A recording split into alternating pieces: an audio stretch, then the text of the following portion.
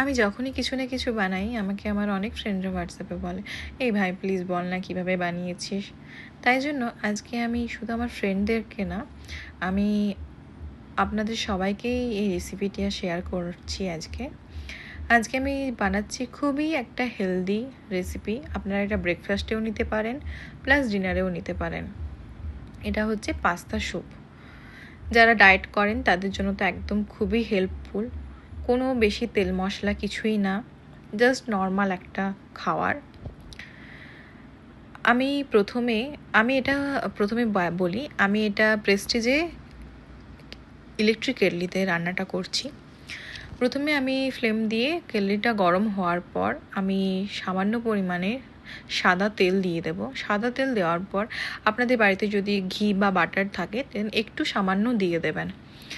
দেওয়ার পর আগে থেকে আমি কুচিয়ে রেখেছিলাম পেঁয়াজ কলি আর red bell pepper, yellow bell pepper এবং মাশরুম।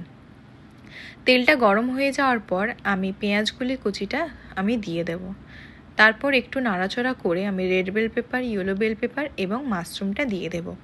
যতক্ষণ না দেখব একটু নরম বা ভাজা ভাজা হচ্ছে ততক্ষণ ভাজবো। ভাজা হয়ে গেলে তারপর আমি ওটাতে জল দিয়ে দেব অনেকটা পরিমাণে। তারপর আমি কিছুটা পাস্তা ওতে দিয়ে দেব। পাস্তাটা দেওয়ার পর আমি ওটা ঢেকে রেখে দেব যতক্ষণ না পাস্তাটা ভালো করে সেদ্ধ হচ্ছে, নরম হচ্ছে। পাস্তাটা সেদ্ধ হওয়ার পর আমি নুন দিয়ে দেব পরিমাণ মতো। নুন দেওয়ার পর আপনাদের বাড়িতে যদি গোলমরিচের গুঁড়ো থাকে তাহলে গোলমরিচের গুঁড়ো দিয়ে দেবেন, আর যদি না থাকে তাহলে চিলি ফ্লেক্স দিয়ে দেবেন যাতে ওটা ঝালটা হয়। দেন তারপরে আমি ওটাতে একটু লেবুর রস দিয়ে দিয়েছি।